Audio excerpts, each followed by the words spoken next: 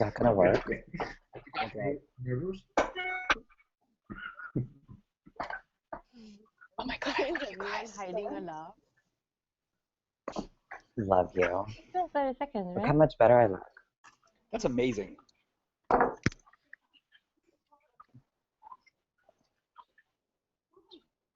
What's going on? Hey everyone. Hello. Hey. Hi. Hello. Hola. I'm Luria Petrucci from geekslife.com. Welcome to a star-studded. Oh, we're saying hello? Hi.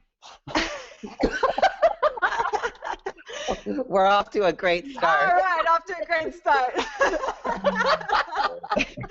You know, this technology is awesome, right? That allows us to come together from all over the world. As you can see, we have everybody from the cast of Sense8. This is a Netflix original series called Sense8, and these are 8 strangers in the characters that are all over the world who find themselves just suddenly and inexplicably connected to each other. And they're in a fight for their own survival. So it's an emotional, I'm not sure if we're on or not, but we're going to continue going. Sorry?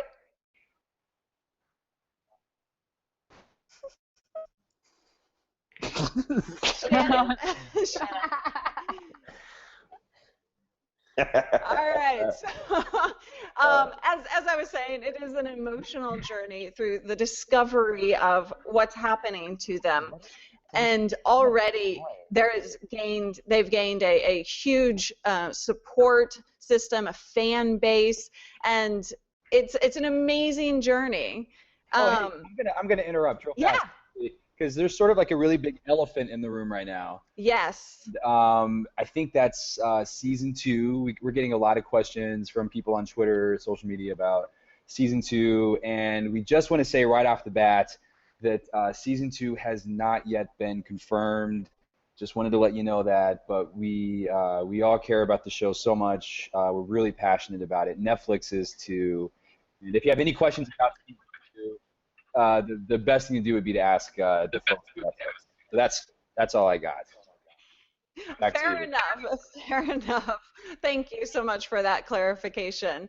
You know, what I love about this series is that regardless of what you are, who you are, where you are in the world, and what your walk of life is, there is something for everybody to enjoy. There's a character to really get involved in and feel that emotional journey with. So let's, because there's been such a connection with the fan base and the viewers, I want to just kick off with a bunch of questions. Now, Netflix knows that the series is based on fans, you know, that's why the success is there, is because of the viewers. So they know that, and they wanted to come to you and give you a chance to get to know the actors, and also for the actors to get a chance to know you guys, the viewers. So we have a ton of questions. We went straight to social media and asked you what you wanted to know from these guys, and so let's dig right on in. So Amel, what's the fan involvement been like, the passion that you've been experiencing? It's been amazing. You know, I mean, social network is a real platform for audiences to have their own voice, and to hear how many people have connected with the show from various walks of life, like you said, and different cultural backgrounds and different lenses, and all connecting under this idea of empathy and love and the way the world is meant to move forward. And so it's been really amazing to see that, and then actually to be stopped on the streets and people to be really said that they're really moved by the show, and also such a cast of diverse and actually brilliant actors and very good performances helmed by the Wachowskis. So I loved it.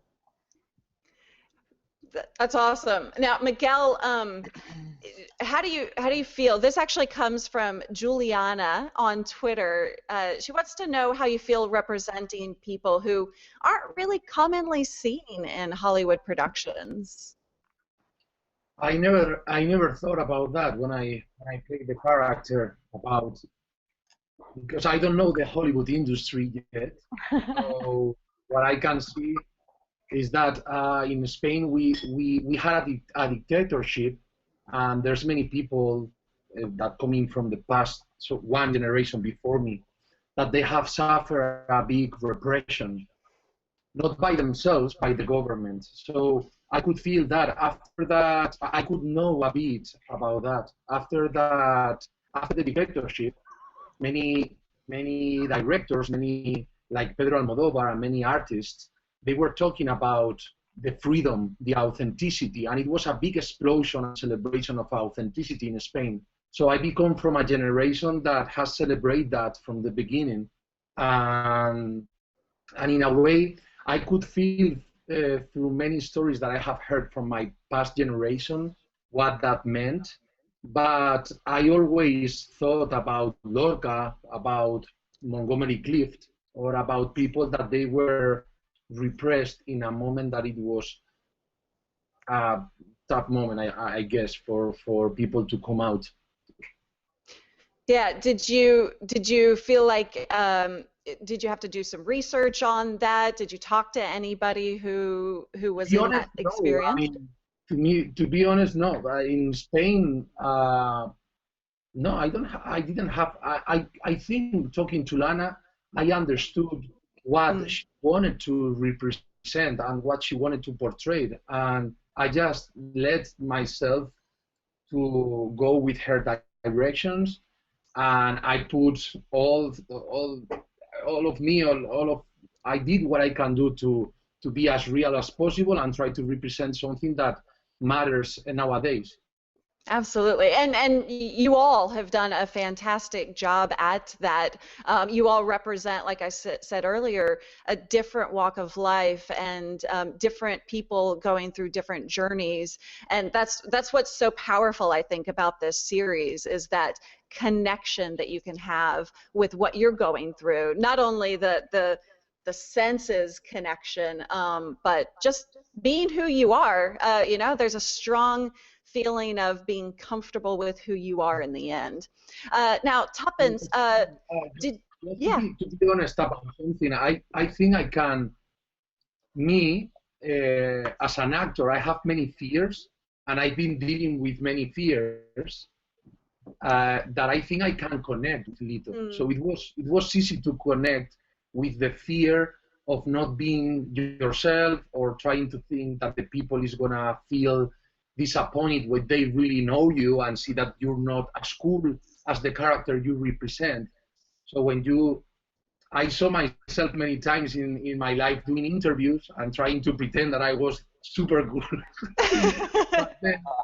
but then I was very afraid, and the interviews went so bad. So I in that. Absolutely. You know, he's human. People want to people are just driven towards people like them, and that's that human element to it. So, Tuppence, actually 21 titles on Twitter. Actually wanted to know from you how you felt having to become Riley, and what is it hard to portray somebody with such a painful and dark past? Yeah, I mean, I think every character you ever play has a different approach, and I think even aside from all the emotional stuff we had to explore, the first challenge was playing someone from a country that I'd actually never visited, and I didn't know much about before I started it, so I did a bit of research, firstly on how to do the accent, watched lots of YouTube videos, and hopefully I didn't offend any Icelanders with the terrible accent. But so that was the first hurdle, and then I suppose it's a mixture. Whenever you're portraying any character, there will be some things that you can draw on from your own life, and then there's some things which I would never have experienced. You know, I've never. Well, I don't want to spoil it for people who haven't watched the show, but there's a lot of things that Riley goes through which I haven't gone through. I think it was just being guided by the Wachowskis, really. They're so sensitive with how they direct and very clear about their vision, and I felt in really safe hands. So they kind of guided us through, and and made the story make sense for us. And even though it was so bitty and we were filming in so many different countries and repeating scenes in different countries and filming out of order, it felt like they always had a very kind of clear through line and helped us stay on track with that. So yeah, I just feel like it's easier to be emotional and to trust your directors when you have such understanding directors and such a amazing cast around you. It's sort of it really helps, you know. Absolutely. I mean, I can imagine you're talking about having that whole vision and keeping you guys all on track. The fact that you shot in so many different places all around the world. In fact, all of you are joining us from different locations around the worworld right here and now. Let's go through that just to give everybody a sense of how worldwide this show is. So, Mel, where are you joining us from? You play Kathy. I'm in New York City in Harlem right now. Awesome. And Duna Bay, you play Sun. Yes. Yes, I play Sun. And where are you joining us from today? Sorry? Where are you joining us from today? I'm in Paris, actually. Yeah. Oh, okay. And where did you shoot your locations? Seoul, yeah. And yeah, we shot Seoul stuff in Seoul, my city. Yeah. Fantastic. Jamie Clayton Nomi, otherwise known as, where are you joining us from? Los Angeles. Fantastic. And Tina Desai as Kala. I'm in Mumbai. Bombay, Mumbai. And Tuppence, who we heard from, as Riley. London. Oh, yes, London. Very cool. Sorry. At least I think I'm in London. Yes. Max Reimelt as Wolfgang. Where are you joining us? No, I'm from Berlin, and I'm here in Berlin, too. Nice. Yeah. And Miguel Angel Silvestri, you play Lito in the series. I'm in Madrid, Spain. 40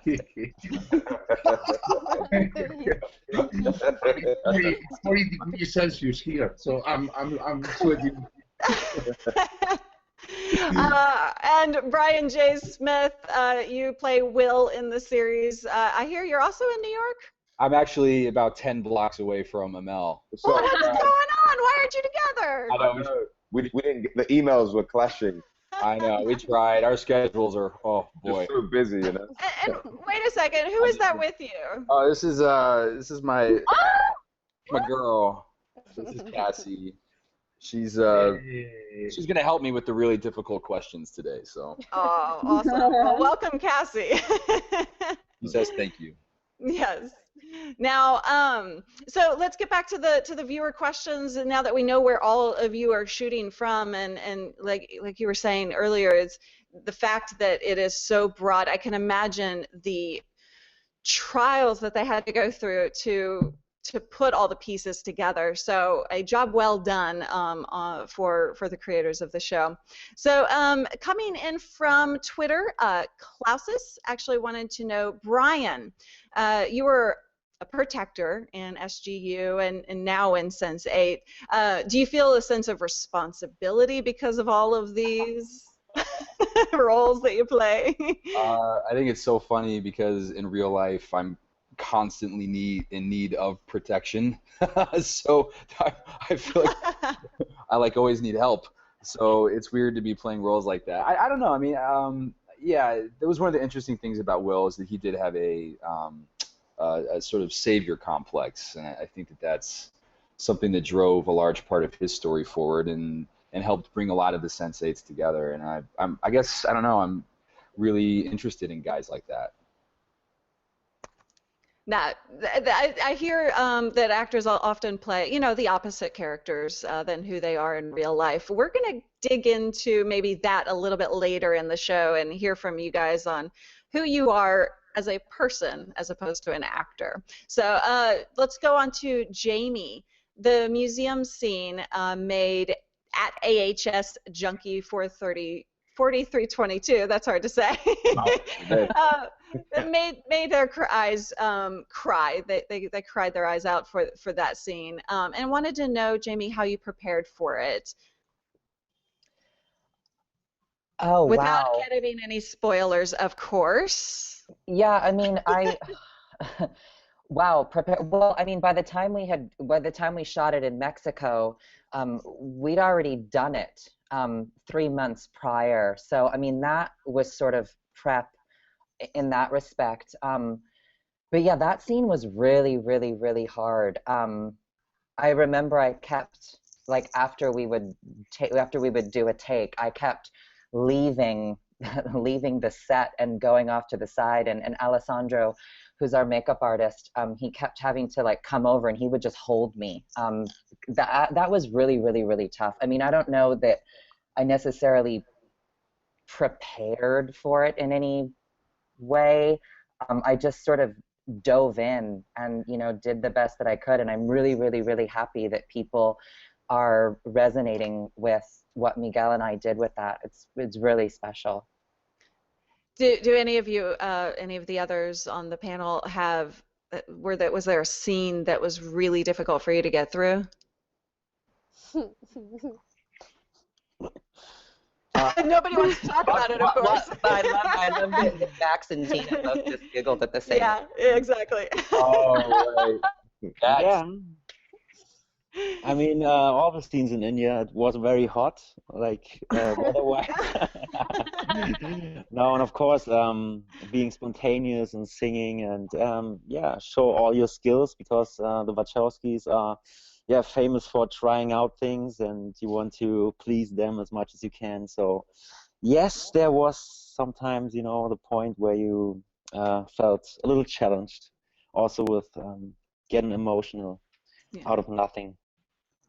Yeah. I think the last kind of sequence of scenes at the very end of the series, I won't say what they are, but that me and Brian were doing on the mountain in Iceland were both emotionally and physically quite hard. It was the coldest I think I've ever been in my life. That was crazy.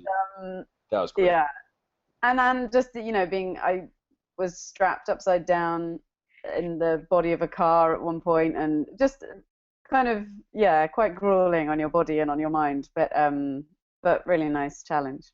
Yeah, like that last scene, we shot that last scene like in 2 different seasons, and then we went back and did a lot of it. The dialogue is looped, actually, because it was so windy that the live dialogue wasn't usable. Don't take out the magic. I know, but you know, I think it's in a way I liked it. It's looped because it does do something to the scene. But that was hard. I mean, just when I think I couldn't cry for like 3 or 4 months after that scene. Like I was just empty. I was tapped out as far as years of crying just leaked into that one moment. Yeah. I think just in general, doing double scenes and figuring out how you would be different in each different place. So me and Sun did it, and myself and Riley also did it. Tuppence and doing it. They're just changing the scenes in each location and how you might be a bit more comfortable, a bit more emotional in your environment versus someone else's environment, or you might be comforting someone else's in someone else's environment. So I found that kind of interesting, challenging, but then when I came to see it, it was really interesting how you just naturally changed in the different environment. Yeah, I was wondering about that actually as I was watching it. For viewers who haven't yet watched, what you mean by double scene essentially is the fact that because of your ability, your senses, and your connection with the other characters, sorry? They call it to visit, yeah. Yes, to visit. You visit the other characters, and so you're literally in 2 places at once almost. So it definitely is an interesting, you know, for us to watch as viewers. But I can imagine how odd, you know, that is to play. But how brilliant it was in the end, because it just worked really well in how it just changed you just completely. Yeah. Added a whole different dynamic. I don't know about hardest scene, but for me the easiest scene was in London when I was there for 2.5 weeks, and I went in the middle of the night after like hanging out for about 7-8 hours. I had to wake up from my sleep because I was sleeping all night, go into Riley's bed, wake up again, do I think that is the life. More of that, please, right? Now, Duna, Bill Freeman wanted to know, actually, he said specifically that he has loved you since he saw you in Cloud Atlas. And now that you're doing this kick-ass stuff on Sense8, he's very, very impressed with you, and he was curious if you had martial arts skills before the show or if this was something you learned for the show. Oh, yeah. I definitely learned that martial arts. Why? What did you say? I said even I want to know. Yeah, actually, yeah. Actors do that. We learn anything. I mean, we learn anything for the film, right? So, yeah, I And try. do you use it to this day? Sorry? Do you use it in your personal life at all? Yeah, now I can use it. She's doing it right now. Yeah, I can beat anyone. I want to say something about that because I was actually present while Duna was learning a lot of these fights in San Francisco. And it was so funny because she would be such a badass, and then like they'd finish the fight, the rehearsal, and she'd be like, "Oh my God, I'm so sorry." It was such a trip. I know, yeah. It's for the film, yeah. Speaking of learning things, we actually had a question from Tumblr asking what the show taught you. And Emil, why don't you talk about that? Taught me. I mean, do you know what? One of the things that was great is just to kind of see the world from different people's lenses. I'm really that kind of took me on a journey, and also just to visit all of these different countries and how the simple things like how the production would work or how the culture reigns. I kind of was really informed by seeing the world in like places like Mumbai, which I never thought I would necessarily go to, or Seoul. Right. Just how extraordinarily different but alike everybody is at the same time. So that's some of the things I learned. The cultural complements of the world, and how much people should travel as well. I think that's really important. I think it kind of really opens up your diaspora as a person, you know. So I think those are the things I took away from it. What about you, Max? Yeah, I feel pretty much the same. Like I never traveled that much in 1 year, and yeah, the circumstances that you're working there to made it happen that I really get to know the people. And this was very important to me to get in touch with people who could explain me what's really going on there, what is the country like, what is the mentality like, and stuff like that. And so you recognize that you're very small, and your problems you make up in your mind at home, you know, they relativate, something like that, Jamie, what would you say your favorite place was to shoot? Iceland. Ooh. I know, right? I know. Everybody's different. Why did you love Iceland? What happened? Why was it? And Berlin. Berlin was great, right, Brian? Oh boy, Berlin. Yeah. Oh, don't answer that without me asking a deeper question there. What happened in Berlin? What happens in... No, it was amazing. It's like Vegas.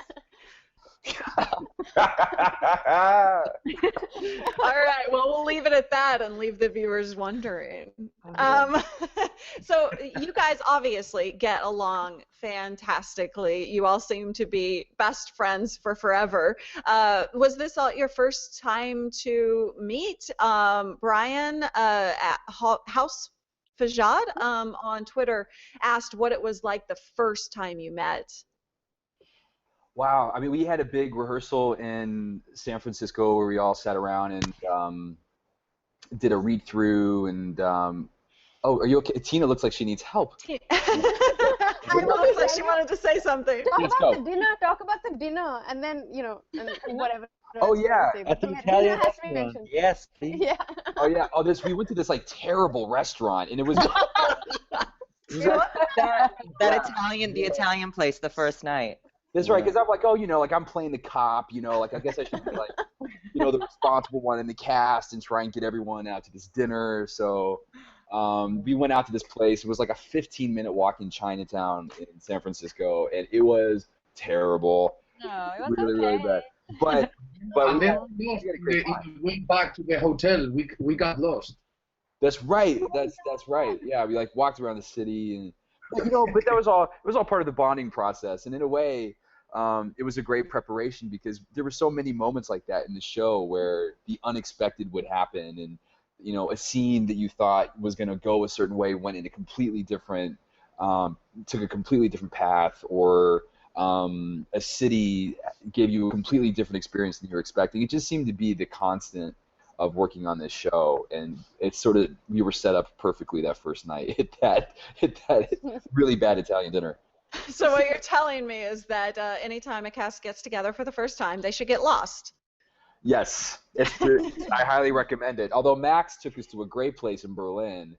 Oh, it was lovely, right? Right, that was great. Yeah. That was, but I felt like so excited the first time we met each other, and trying to find out who's who, and what's behind the face is like very, very interesting, very exciting. It didn't take long. No, not at all, not at all. Huh? Max, bro, do you remember when we were doing the auditions in London? Yeah, and I met you. And then I stood up looking guy. Out of the room. Is he there for my role? So did you guys meet and do the auditions together? Is that? No, that was a coincidence, I would say. Okay. Me and Miguel, they brought us in together, and we didn't know about each other. But we just said hi to each other, and he was with his agent, and I was like all alone and very confused about what comes next. But very sympathetic. I was sat next to Miguel on the plane over when we first flew over to San Francisco, and I hadn't seen anyone's picture, and I didn't know who the cast were, and I just sat down in my seat, and this like really loud Spanish guy sat next to me and was like asking for like a special kind of water, and I was like, well, he's got to be in the show. That's definitely going to be. Sister, you can't tell the truth. I was trying to hit on Toppers all the trip. That he was part of the cast, and then I find out when we got in the airport that who's shameless now? Who's shameless? All right, Tuppence. So if he was doing that, then when you saw him and you realized that, okay, now we have to work together, what was your first thought? I just thought great because I thought he was really funny. On the plane, he was really making me laugh, and like within about 10 minutes, we were talking about really really personal things. But really, yeah. That was my strategy. Huh? That was my strategy. Oh yeah, okay. Well, now I know. Strategy, All right, everybody. Everyone knows. You just gave away your strategy, Miguel. You just gave it away to all of the viewers. So watch out for him. Oh, watch out for him. Now, Duna, everybody's sitting here cracking jokes and everything. Who would you say is the funniest cast member? Funniest? That's hard to say. Depends what kind. Really. Yeah, what kind of funny? Actually, everyone's individually different. It's okay, Dooney. You can just go ahead and say Jamie. She's so polite. Okay, Jamie. Jamie's and actually, all right. Well, let's throw it. Slightly funny. Yeah, Adam. Adam Shapiro. All right, so let's jump on now into dive a little deeper into you guys as people and get a little personal, if you don't mind. So this is going to go to you, Brian. We'll start easy. We'll start with the social media aspect. Since this has been something that people have really latched onto in the social media scene, and this is a hangout based on viewers' questions. What has your social media experience been like throughout the show? Did it change because you were on the show? Did you do it before? Walk me through that. I started getting into Twitter when I did Stargate Universe. Actually, my friend David Blue was a really big Twitter guy, and this was kind of before Twitter was a big thing. And so he got me addicted to it, and I love interacting with the fans, and I especially love interacting with the fans on a show like this because it is about how we're all connected, and I really do feel that this show has got this other family that's come up and supported it and loved it and defended it, and that's been really surprising. I've never seen that before, and I've never heard so many people asking for a second season of anything I've ever done in my life. I mean, it's very unusual, the passionate response, and we hear it, and oh boy, we eat it up. We love it. That's awesome. And Tina, I heard you in the pre-show talking a little bit about Twitter. I think I heard you mention something about that. Do you use Twitter or Facebook or Google Plus? I'm on everything. I'm not. So but it's all in phases. You know, there are times when I'm on Twitter a little bit more. I find Instagram very interesting right now. I'm on Facebook, but that's only for friends because I say very unparliamentary things there. And there's Google Plus, but that's only because of my phone. So yeah, I mean, I have a little bit of everything, but Instagram is the highest.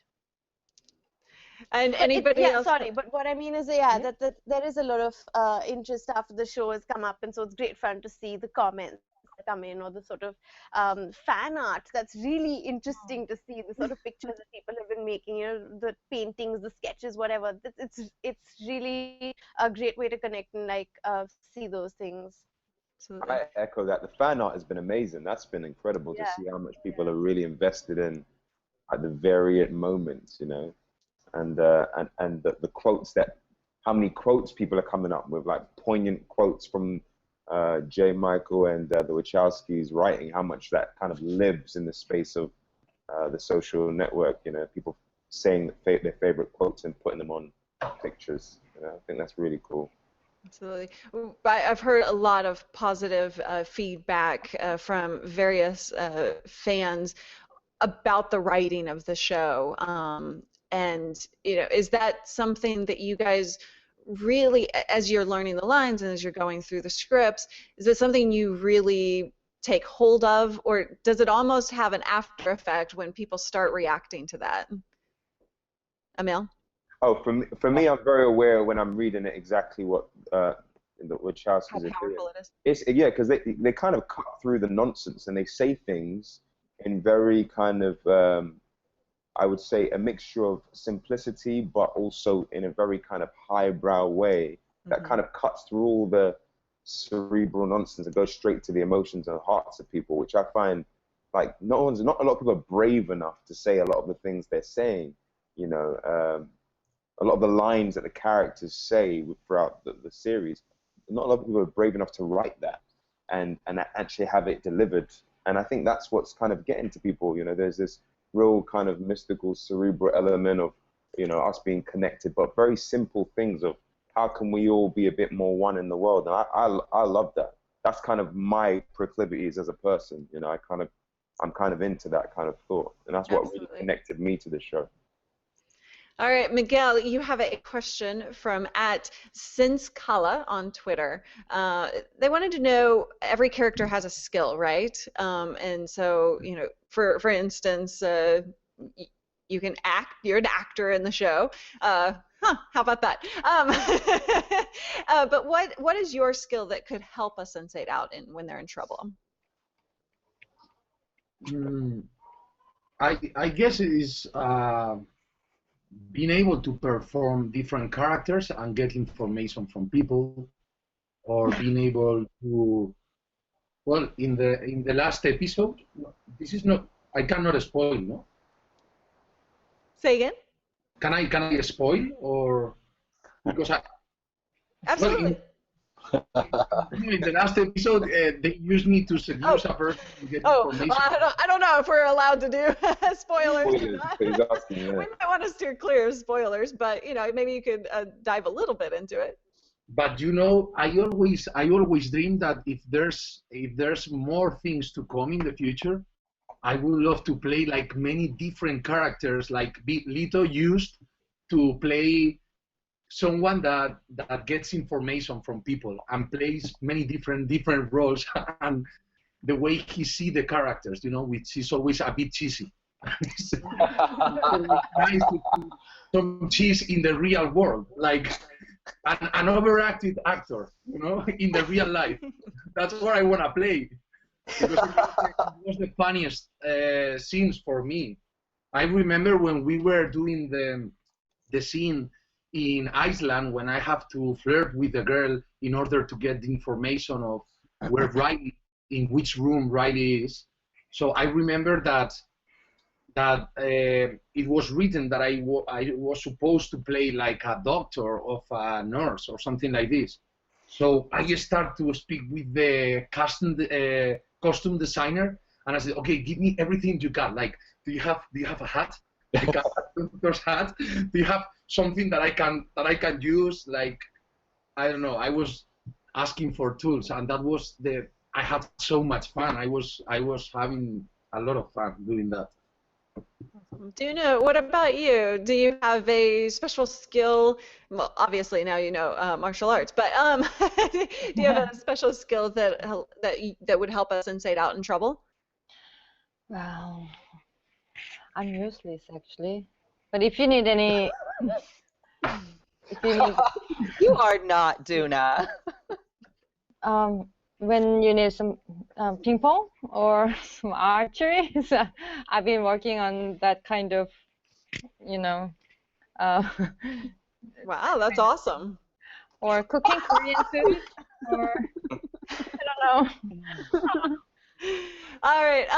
So let's talk about your passions a little bit. I'd actually like to, if we have time, be able to talk to each of you about, outside of acting, what your passions are. What do you do to unwind at the end of the day after a long day at work? So let's start with Emil. We'll go left to right here. What I do? I'm a big music person. I'm always playing music, like on set, around me. I can't stop playing music. I really love to dance. Grew up dancing, So music and dance is what I would do to relax. What kind of music? This is just an array of music, like from music from like the 1940s to modern music to music from UK rappers and singers. So it's just whatever, Spotify is now my new friend because I can actually go on there and actually find so much music that I'm like, oh gosh, So I kind of music and yeah. I'd say music and dancing is what I do to relax. Awesome. I'm into boxing, but there's about 2 or 3 badasses here. Like Miguel's a badass at boxing, and I know Max is a badass at like kicking the crap out of people. So like those guys are pretty badass at that kind of stuff. But I'm into that as well. I like it. Cool. Brian. Oh gosh. Oh, you skipped a lot of people. Not according to my screen. Okay, I know that. I wasn't prepared. No. I love music too. I'm a really big reader. I'm reading. I'm going through. I don't know. I love like all sorts of. Max got me into techno music. I love techno now, which is. Berlin. Yeah, and I also love Bach. I'm kind of going through like a Bach phase right now. I'm reading this great book on him. Besides that, I'm really pretty boring. I mean, I pretty much sit in this chair all day with this little with my critter, and we just chill out. Ah, cute. All right, Duna, what about you? What are your passions? You touched on them just a second ago. Cooking, I heard. Archery. Yeah, I love cooking, but I only cook Korean food, and I love baking. And I love flowers, and actually photography. I love film cameras and just love like walking around and taking pictures. And Do you prefer landscape or people? I used to focus on the people, but now I don't know, getting old, and I feel more interested in landscape now. Yeah. Why? Don't laugh at me. I'm laughing. Maybe we'll see some of your photos posted on social media soon, huh? Yeah, I actually started Instagram like 3 months ago. Good. And now I'm slightly starting. As if. Well, everybody give her a word of encouragement on those photos, okay? Go head on over to her She Instagram. takes great photos. Jamie, how about you? What are your passions? Just kidding. Whoa! What happened? I missed something. Well, I think from doing the show, it's I've been bitten by the travel bug, so I love to travel now. I don't know what else. This is weird. Would you like us to move on to Max now? Oh, okay, good. I'm the next in line. Yes. I know. Well, it's so funny because on my screen I'm last. Oh. Yeah, me too. Me too. I apologize, guys. Yes, you're right. You are last on your own screen. I shouldn't have said left to right for that purpose. but hey, I got to keep you on your toes, right? You do. I also love working out. You know, there's nothing better than going to the gym and working up a nice, moist sweat. Oh. And with that, Max. Yes, I'm the same. Like I need to sweat sometime, and I do that in kickboxing. I have like a family expecting me when I come back, to Berlin, and yeah, we all train together. And then I have a family, of course. I have a daughter, and yeah, I like to see her and spending time with my friends. And yes. How old is your daughter? She's 7 now. Wow. Mhm. Cool. And Miguel. When I'm not working. You don't want to know. Very interesting, very like when I'm not working, I like to read some poetry sometimes. Helps with those pickup lines, right? No, I like to do sailboat. Sailing. Sailing. Sailing, boxing, surfing, and yeah. You like photography? You would take sometimes. photos as well, Yeah, I took some nice photos from Jamie in. You got to post those. Yeah, we'd love to see them. Yeah, I will post them. Awesome. So you do a lot in your spare time, it sounds like. How about you? Yeah, shit. Sorry, oh God.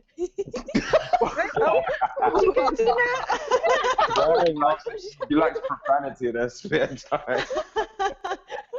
Tina likes getting attention in her spare time. Sorry, yes. What do I do in my spare time? Well, I'm the latest resident driver at home. I've just got my car, and I think I'm very fond of driving. So anyone wants to go to the salon, anyone wants to go to the dry cleaners, anyone wants to visit a friend, I'm the driver. I take them around. But there's no pattern. I do different things at different times. Sometimes I hang out with friends. Sometimes I'm watching movies nonstop. Sometimes I'm reading. Sometimes I used to play Farmville for hours 2 years ago. So different things at different times. Awesome. And we leave with you, Tuppence. What are your passions? I mean, similar to others, I guess. Tuppence, come on.